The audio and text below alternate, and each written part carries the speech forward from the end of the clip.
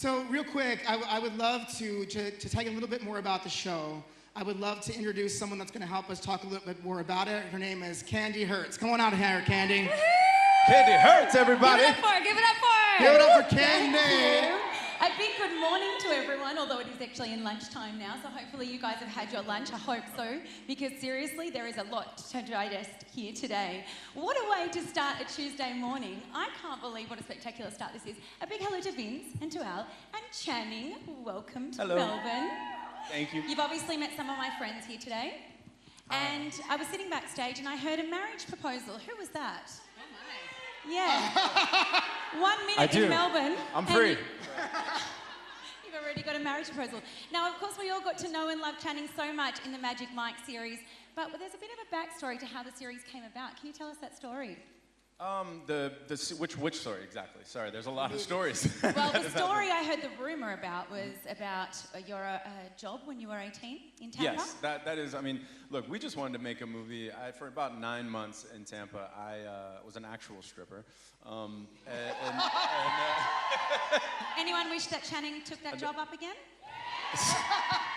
You don't want to see that right now, because trust me, these guys are way better, more prepared. Let's just say they're more prepared, I would say. I think Ali could help you be prepared again. Oh yeah, trust me. We've experienced so much together. She's been with us from the very beginning. She was a choreographer on the first movie, the second movie, each and every single show.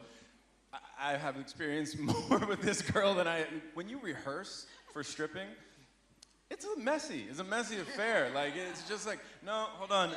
No, it's not right yet. Hold on. And you get to know each other really, really, really well. But yeah, so I basically stripped for 9 months, and then I became an actor. And then I always knew that I wanted to tell this little weird, strange subculture of a world. It was strange. Like, the people in it were wild. And then I did a movie with Soderbergh, and I told him about my 9 months of doing this, and he's like, "You got to make that movie," and we ended up making it.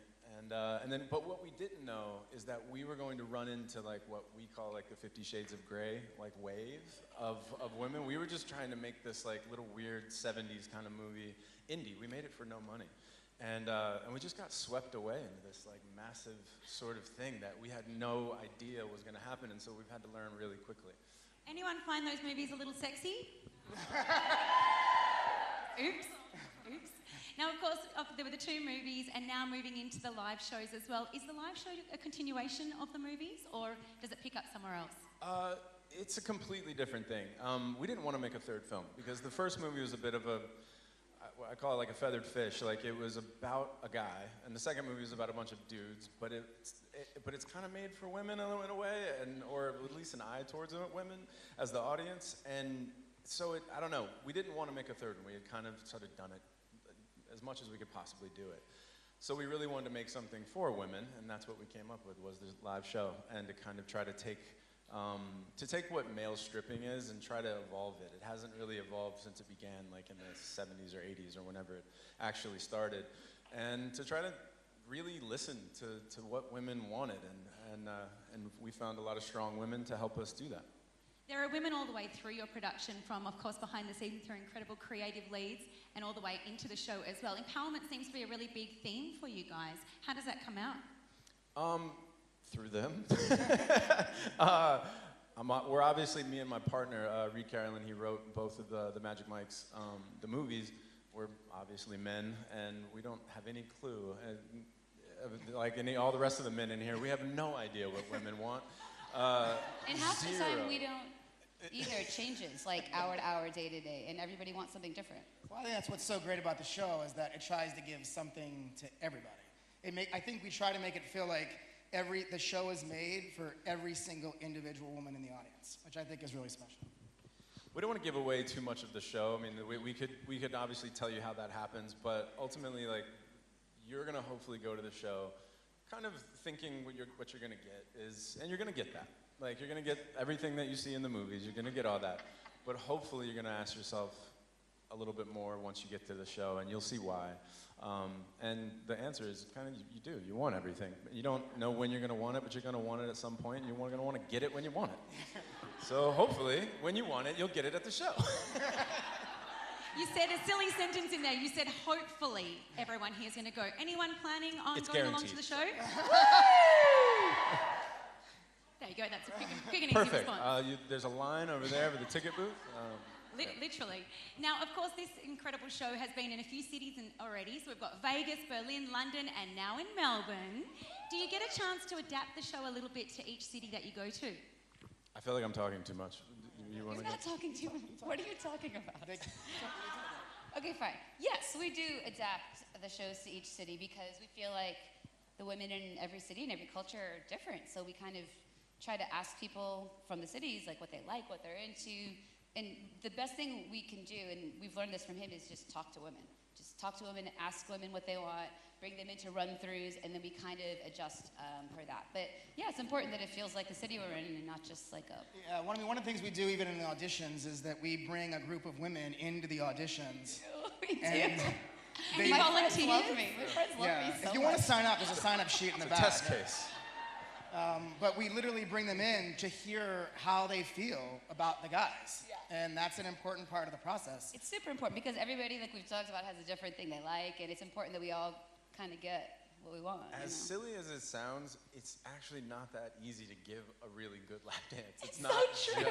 You could be like an amazing dancer, but like if because there's like a negotiation that happens. You're just like, am I allowed to do beat? I All guess. It's Yes. just like, are you okay with it? I guess. Yes. And like, and certain guys can just do it, and certain other guys kind of like they can be the sickest dancers in the world, and like you're just like, I don't know, this isn't safe. Bye. Like, get away from me.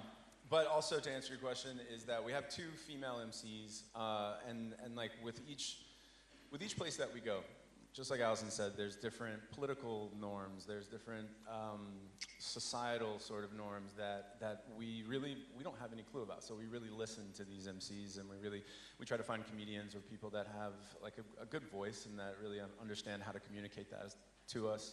And each like show changes so much because the night is kind of told through the perspective of this MC, and they really, really vary. Like, you know, we'll have a younger one or an older one or someone just with a different upbringing, and the show completely changes because you see the show and you see the night through their perspective. I didn't hear anything you said after you spoke about you giving a lap dance. I heard nothing after that point. Fair. I'll shut up. Yeah, I accept graciously. It's a good negotiation we just had. Creepy. This is the bad way to start a lap dance. I don't know if there is a bad way, Channing, I but don't know. I That's accept stressing me. graciously. Bad way. Vince, you managed to say, talk a little bit about the audition process, and I know that there is quite a bit that goes into it. These guys work really hard to get these roles. Can you talk us through what you're looking for when you're picking your stars? I mean, yeah, we literally have 2 full-time women that all they do all day, every day. I know, it's like the worst job ever, right? Is try to find these guys. And they literally audition them all over Europe, all over the United States. I mean, Australia, New Zealand, South America. I mean, literally, we go to just about every continent to try to find these special guys because not only do they have to be amazing dancers, as you saw, and they have to obviously look great, and they have to be in shape, and they also have to have special skills, that they can sing, or they can, you know, do parkour, or they can play an instrument. But one of the most important parts to us is that they're good people. Because they spend so much time close to the women. We want the women to like them, like really like them. Yeah. And feel good about them. Yeah, you want a good dude, right? Yeah, so. I personally go talk to their moms, and I'm like, how is it? But we actually ask them a question like that. We ask like, who's impacted you the most in your life, female-wise? Like we've started asking these questions because it tells you a lot about somebody when they talk about their mom or their sister or their girlfriend. Yeah, and Chan, like the great thing about Chan too is, I mean, obviously he cares about the dancing, but he knows the dancing is going to be handled, but he watches every single interview because that's the most important part, is how do these guys relate to the women in the audience? You know, does it work? So. Yeah, we've actually turned away some of the like sickest dancers just because like, I don't know, there was just something off. Like you were like, I'm just not sure if it's gonna jive. Yeah, but these guys that we have for Australia, I mean, they're among the best dancers in the world. They're so they're good, so you good. guys. I am so interested to see how this show's gonna play here because it is a little different. It's a little different. Literally, after the opening night in Vegas, the first time we did it, we had breakfast the next morning, and we looked at each other and we were like, we got to do this in Australia. Is there a reason? Like, what do you think our audiences have? I mean, well, everybody's really game. Like it's just, you gotta, like, the show's an interactive show, and like, you want people that really want to be involved, and that's kind of, it's a good thing and a bad thing at times, because like, you'll have an audience sometimes that's a little too game, and you gotta, like, the MC will have to, like, kind of calm things down. Oh shit. Exactly. So, and then you'll have, you know, audiences that are a little more reserved, and like in London, it took a minute for us to really learn that audience and kind of give them permission to kind of let go. And I imagine that the London audience would do the little golf clap in between things, whereas these guys. No. Now? Like, they might be fronting like that's the case, but trust me, that is not the case. Yeah, I mean, in London, like, to be totally serious, there's a lot of people that come with their mother and grandmother together. And I have to tell you, the craziest people in the audience, the grandmothers. No F's given. No None. question. No qualms. She's like, No I'm qualms. getting mine tonight. Mush. And just mush. It's true. Yeah. That's when you really need to negotiate with them. We're just like, oh my God, how are we gonna handle this one? Calm down. The audiences obviously are a massive part of it, and like you said, it's not just groups of hens nights, for example, that come. Obviously, you've got mums and daughters too. Who else is usually in the audience? What other groups of people do we see? Is it date night quality? I really, really wish, I hope, and I've heard that it might actually happen here more than anywhere else, that guys will be more open to come. We've got some guys here today. Yeah. What's up? I don't care if you're straight or gay. Like, we love you both, and we want you to come to the show. Trust me, if you have a girlfriend or a wife or whatever, I promise you, you will be rewarded for taking your significant other. Okay? And we do. We love any preference, all people. And Just also, come just on. as a guy, like, watching the show, the guys are so athletic. And what they do is so incredible that it's really enjoyable. And I just feel like it's really great for anybody. And people that wouldn't go to a traditional male review, you should come see this show. Because it's going to give you something that you're not expecting. Also, it sounds like you get a little bit of inspo, so you might get some moves to bring home. But it also just maybe gets you a little bit excited. I hope you guys are all going straight home to your partners after today. It's definitely gets you in the mood today. Yeah. I have to ask though, is that just me? I only watched the rehearsal. I didn't even get to see what you guys saw, and it got me a little bit excited. Oh my God. It did. When you were in the audience, though, so you actually went along to one of the shows with Ellen. Yes. Did it get you in the mood? Ellen, by the way, she's one of the best people I've ever given a lap dance to. She was. What did she do to get it? Oddly enough, I wasn't expecting it, and then all of a sudden she had like a money gun, and like, and I'm giving Ellen a lap dance, and I'm like, this night went way left. Like, I thought she would be like, she loves dancing, she loves dancers. It just went really sideways, but in the best possible way. Yeah, she loves the show, and you'll see there's some funny stuff in the beginning. I don't want to give away too much.